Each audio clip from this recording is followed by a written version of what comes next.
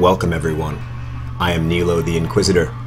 Today, we are going to talk about ISIS, the Islamic State of Iraq and Syria. Please join me on my quest for knowledge, on my journey for the truth of things in this crazy world.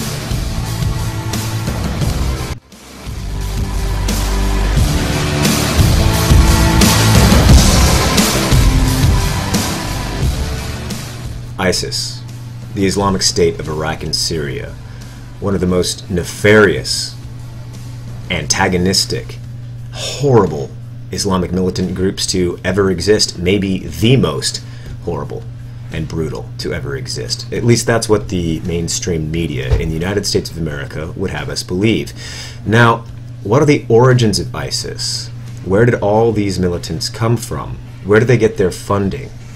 Where do they get their weapons? These are questions that need to be asked, and we all need to understand the answers to these questions before we come to conclusions with regard to what ISIS is, what their plan is, and how they are to be stopped. I joined Mr. James Corbett, who is the editor of the CorbettReport.com, and he's joining us live now from Osaka. Mr. Corbett, thanks very much for joining us here on Press TV. Now, I'm trying to understand this coalition that has been formed to fight ISIL. It comes off as a bit hypocritical, does it not, considering many of these countries are at least accused of being complicit, at the least, in the very formation of ISIL to begin with?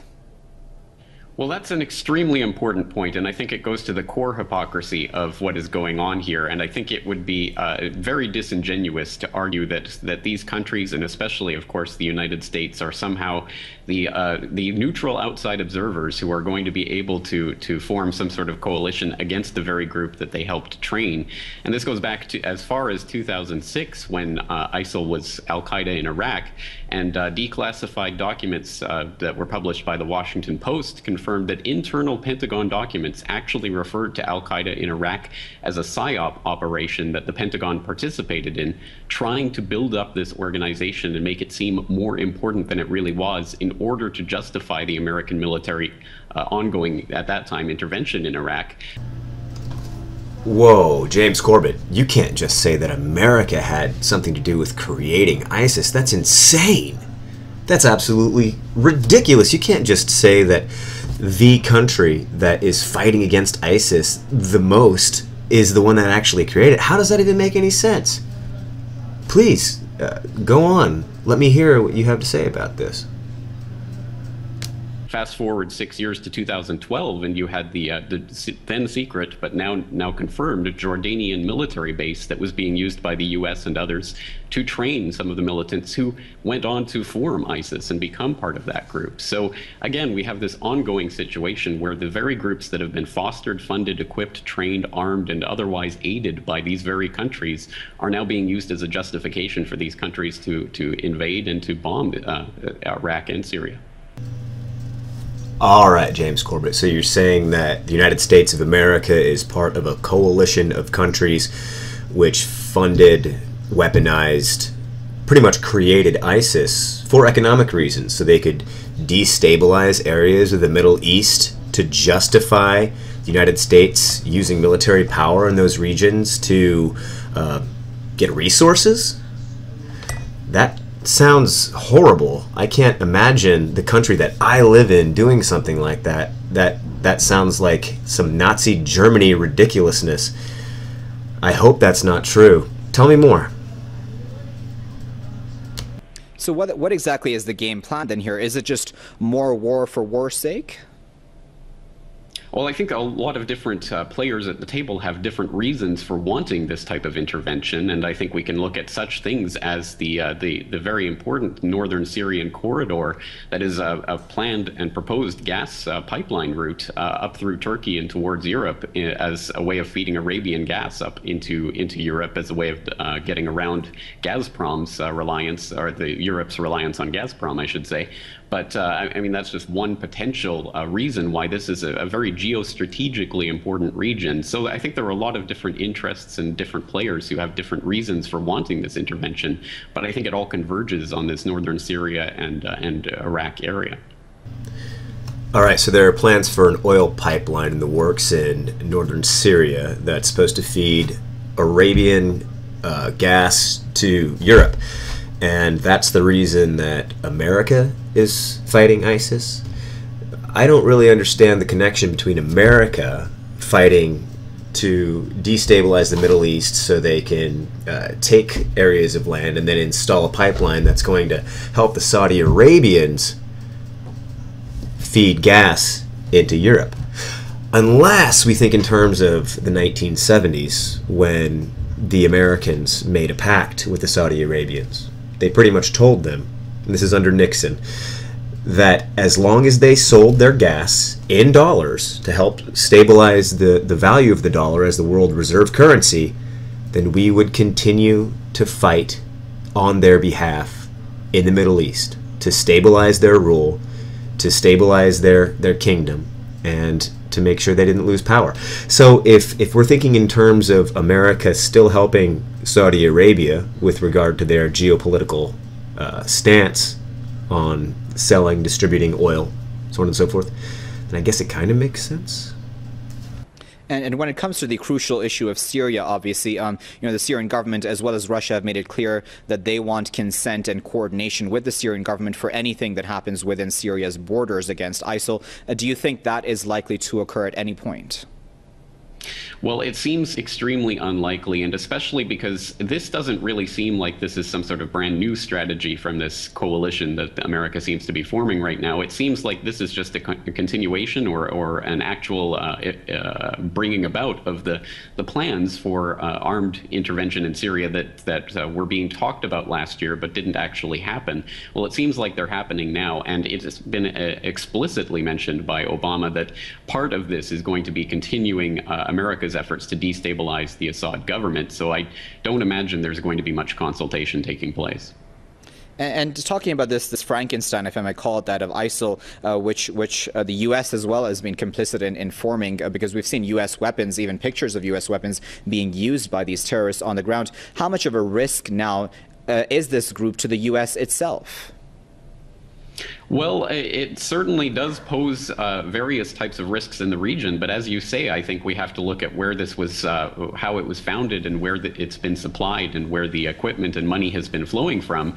And of course, that raises the other side of the equation, which is if it does stop that type of, if that sort of outside support is stopped, does it really have the ability to function to control the area that it is now seeking to control? And I think that the answer is a resounding no. It couldn't have been built up, and I don't think it can be maintained or sustained without the outside support that it's been receiving from the U.S. and its allies in the Gulf region. All right, James Corbett, you've got some good points. I'll take you as seriously as I can take a Canadian living in Japan. You think America and a coalition of pro-American allies are funding ISIS, and that there's no way that ISIS could exist without ISIS having been trained and funded by America and America's allies. You have some good points. I'm not really sure how valid they are. I'm going to have to do a little bit more research. The Islamic militant group ISIS, formerly known as Al-Qaeda in Iraq, and recently rebranded as the so-called Islamic State, is the stuff of nightmares. They are ruthless, fanatical killers on a mission, and that mission is to wipe out anyone and everyone from any other religion or belief system and to impose Sharia law. The mass executions, beheadings, and even crucifixions that they are committing as they work towards this goal are flaunted like badges of pride, videotaped and uploaded for the whole world to see. This is the new face of evil. All right, well, that's a pretty concise description of what ISIS is and what they do from Mr. Stormcloud's Gathering. You can find him here on YouTube or on his website. So I'd like to do a little bit more research quickly, and we may as well do it together. I did a little bit of research on CBS News, and this is an article from a while back. It says Camp Bucca was one of the largest and toughest military prisons in Iraq. At least 12 leaders of ISIS spent time at Bucca, including Abu Bakr al-Baghdadi. Baghdadi spent 10 months at Bucca for an unknown crime. As we all know, Baghdadi is the so-called leader of ISIS. So he spent 10 months at Camp Bucca for an unknown crime. That's a little fishy. He rubbed shoulders with Islamic militants, and around 2010, ISIS was supposedly formed and ready for action. Patrick Skinner, a former CIA case officer, has stated that everybody could see what was happening at Camp Bucca, but nobody could do anything about it. Okay. I don't really get that, but sure. And U.S. officials who worked at Bucca said they weren't concerned that prisoners were becoming radicalized. So Patrick Skinner, this caseworker for the CIA, says everybody could see what was happening, you know, these bad people coming together to form a coalition. And then these U.S. officials say that they weren't concerned that prisoners were becoming radicalized. So there's a little difference in the way they were perceiving things, apparently. Bucca has been described as a pressure cooker for extremism. Yet we are supposed to believe that highly trained U.S. officials and CIA intelligence officers were either ignorant of this fact or simply incapable of doing anything about the situation. You'd think if anyone could do something about the situation, it would be CIA officials, right? And the people actually running the camp, but I guess that's not how America works. Former CIA caseworker Peter Skinner said, you put them together and you get a mixing of organized military discipline with highly motivated, highly active ideological fervor. And the result is what we see today, ISIS. There are other circumstances, but the toxic brew at Bucca started this recipe. That's from Skinner, the CIA agent. The U.S. military supposedly attempted to use rehabilitative measures to combat extremism at Bucca, which obviously didn't work. So, that's all very interesting.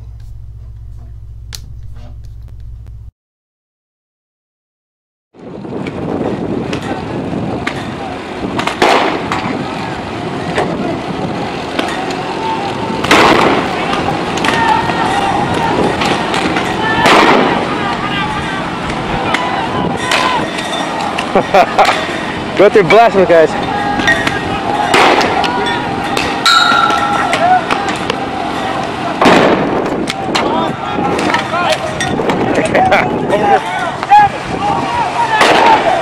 Ooh. No?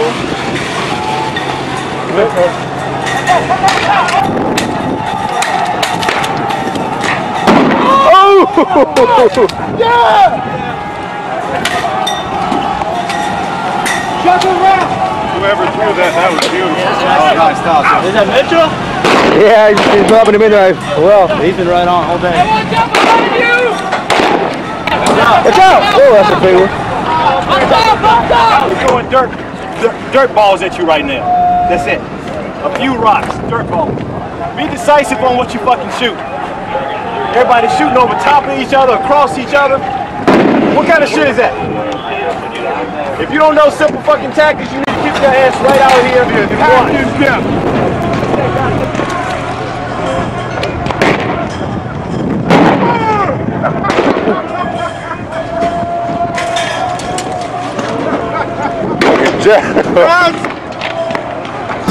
That's what I'm going.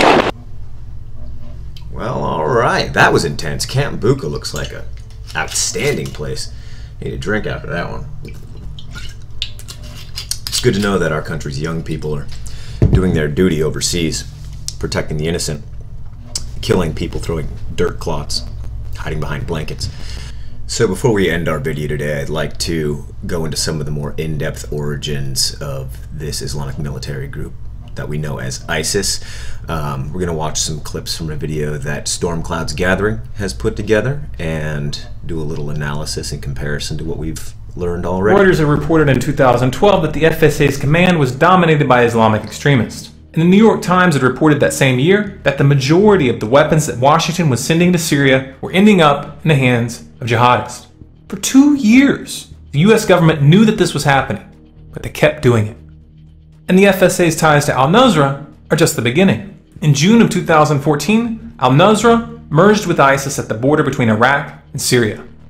So, to review, the FSA is working with al-Nusra is working with ISIS, and the US has been sending money and weapons to the FSA, even though they've known since 2012 that most of these weapons are ending up in the hands of extremists. Do the math. All right, everyone, let's quickly review. Let's wrap this up. What do you say? So first, we talked to James Corbett. He told us of a pipeline in the works in northern Syria, that America has interest in this pipeline going in as soon as possible, so Saudi Arabia's oil, which is sold in American dollars, can be fed into Europe. James Corbett also told us that a coalition of countries, Saudi Arabia and the United States are two of them, that support ISIS financially, and that ISIS could not exist without them. That a Jordanian base where ISIS soldiers were trained was put into the works by the United States of America explicitly. Also, we learned about Camp Bucca. Camp Bucca is where at least 12 leaders of ISIS came from. They found each other in the camp, and they had talks and ultimately created ISIS under the nose of the CIA, apparently, according to Patrick Skinner, a former CIA caseworker who said that they knew it was happening, but they couldn't do anything about it. Sounds a little suspicious to me. We also saw some riots at Camp Bucca. That spoke for itself. I don't really have anything else to say about that. And finally, we heard from Storm Cloud's Gathering, and he taught us about the Free Syrian Army, and he told us that America funds the Free Syrian Army to some extent, that the Free Syrian Army also works with Jabhat al-Nusra, and al-Nusra is al-Qaeda in Iraq. So we're funding al-Nusra through the FSA. Al-Nusra is al-Qaeda in Iraq, and al-Nusra also has joined with ISIS. So we are pretty much directly funding ISIS. Our tax dollars are funding the monster that we hear so many horrible things about. This is still going on today, and it doesn't seem to be something that most people really have any questions about. So I know we didn't come to any hard conclusions today, and I think it would be irresponsible to do so. So I would like you to comment, and I'd like you to link resources regarding this matter. And I do plan on creating more videos on ISIS in the future. There's so much more to say. And I thank you all for watching, and tune in again next time. Thank you very much.